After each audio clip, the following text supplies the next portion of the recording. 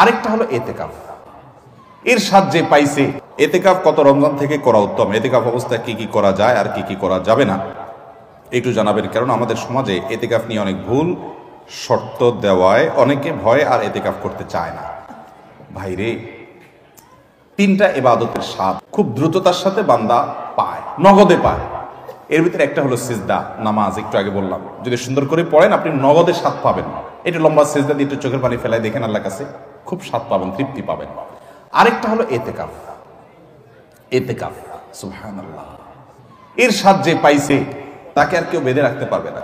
আমার বুঝ জ্ঞান হয়েছে থেকে আমার আব্বা জান রহমতুল্লাহ আলাইকে আমি দেখেছি, আব্বা রমজানে সবসময় এতেকাফ করতেন। সচরাচর কোনো বিশেষ বিপদ না হলে তিনি এতেকাফ ছাড়তেন না। আব্বা জান রহমতুল্লাহ আলাই গত আগস্ট মাসের 18 তারিখে দুনিয়া থেকে চলে গেলেন। কয়েক মাস হলো। গত রমজানে আল্লাহর বান্দা ক্যান্সারে আক্রান্ত।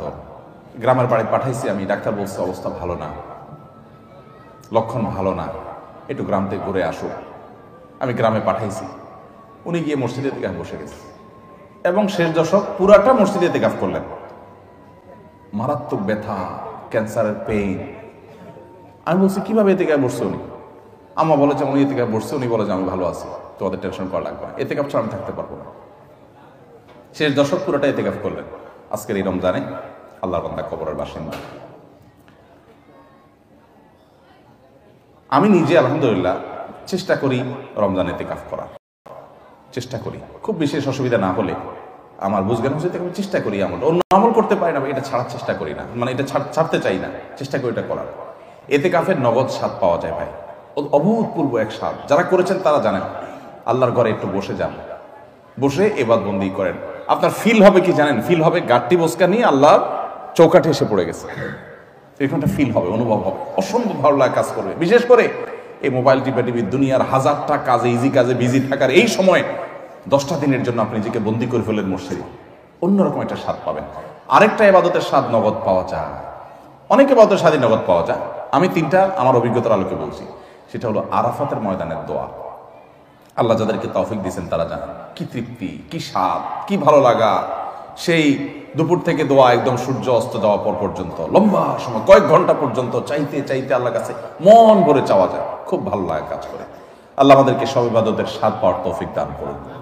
তাহলে ভাইরা আমার, এতেকাফ ইনশাআল্লাহ আমরা করবো তো? আল্লাহ চাহেন তো? খুব লজ্জার কথা যে আমাদের দেশের মসজিদগুলোতে এতেকাফের জন্য টাকা দিয়ে লোক ভাড়া করা লাগে, আছে না নাই? আহারে কপাল পড়া রে।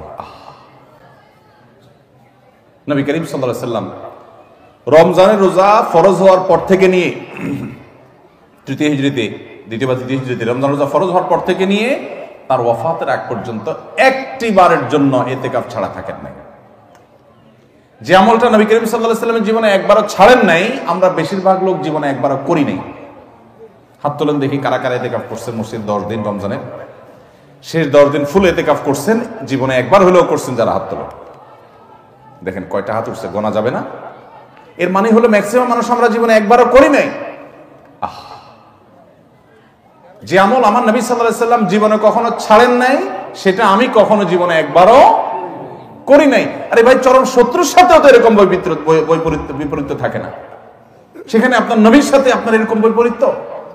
এতেকাফ করবেন তো ইনশাআল্লাহ? আপনি কিসের বিজি? আপনি আমার নবীর চাইতে আপনি বেশি বিজি, যিনি কাফাতুন নাসের কাছে রাসূল হয়ে এসেছেন, যিনি রাহমাতুল লিল আলামিন ছিলেন, গোটা পৃথিবীর মানুষের জিম্মাদারি যার মাথায় ছিল, মদিনা রাষ্ট্রের প্রধান যিনি ছিলেন, শেষ 10 দিন আসছে সব কাজ বন্ধ, মসজিদে এসে পড়ে যেতেন। উনি যদি পারেন, আপনি কি ব্যস্ত? এতেকাফ করবো তো ইনশাআল্লাহ? রমজানের শেষ দশকে করবেন, সামনের বছর নিয়ত করছেন যারা হাত তোলেন দেখি, সিরিয়াস যারা নিয়ত করছেন, আল্লাহ আমাদের তৌফিক দান করুন, আর বাকিদেরকে আল্লাহ তাআলা নিয়ত করার তৌফিক দান করুন। এতেকাফ করবো তো ইনশাআল্লাহ? এতেকাফ করার অবস্থা কি কি নিষেধ? এতেকাফের বাইরে আপনার যা যা নিষেধ, এতেকাফ অবস্থায় তা নিষেধ। হারাম কোনো কাজ তো বাইরেও করা যাবে না, মসজিদেও করা যাবে না। তবে এতেকাফরত অবস্থায় আপনি দুনিয়ার কাজ কাম এতেকাফে বসে বসে করবেন না।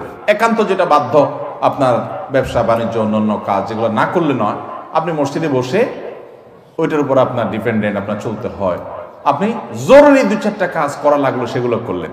ওখানে বসে বসে আপনি রীতিমতো এটা দোকান বানায় ফেলবেন না আর কি।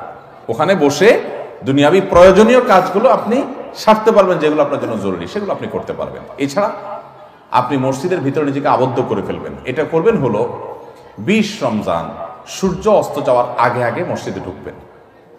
20 রমজান সূর্য অস্ত যাওয়ার আগে আগে মসজিদে ঢুকবেন। এরপর থেকে সূর্য ঈদের চাঁদ দেখা যাওয়ার আগ পর্যন্ত মসজিদে থাকবেন। ঈদের চাঁদ দেখা যাওয়ার সংবাদ শুনছেন, এরপর বের হয়ে যাবেন। এই 10 দিন আপনি মসজিদে অবস্থান করবেন, নিজেকে সেখানে আবদ্ধ করে রাখবেন এবং এর মধ্যে আপনি বাহিরে যাবেন না। বাহিরে যাবেন টয়লেটের জন্য, পেশাব পায়খানা করার জন্য, একান্ত জানা হলো না সেই জন্য যাবেন। এমনকি খাবারটা এনে দেওয়ার লোক থাকলে আপনি বাসায়ও যাবেন না। খাবার এনে দেওয়ার কোনো লোক নাই, কোনো ব্যবস্থা নাই, এরকম কোনো জায়গায় যদি ইতিকাফ করেন তাহলে শুধু খেতে চেয়ে কারোর সাথে কথাবার্তা না বলে সোজা আবার চলে আসবেন, ব্যাস। অর্থাৎ 10 দিন আপনি মসজিদে বন্দি রাখলেন নিজেকে, শুধু বন্দির জন্য, ব্যাস। এ হলো ইতিকাফ। সেখানে আপনি তেলাওয়াত, তাসবিহ, ঘুম, অন্য সাধারণ কাজ কাম সবই করতে পারবেন। এমনকি যে বললাম দুনিয়ার যে কাজ না করলেন সেটাও আপনি জরুরি কাজ মসজিদে বসে করতে পারবেন। বাইরে যে দোকানদারি করতে পারবেন না 10 দিনের জন্য। করবো তো ইনশাআল্লাহ। ইতিকাফের ফজিলত হলো নবী করিম সাল্লাল্লাহু আলাইহি ওয়াসাল্লাম জীবনে কখনো ছাড়েন না। আল্লাহ আমাদেরকে আমলটা করার তৌফিক দান করুন।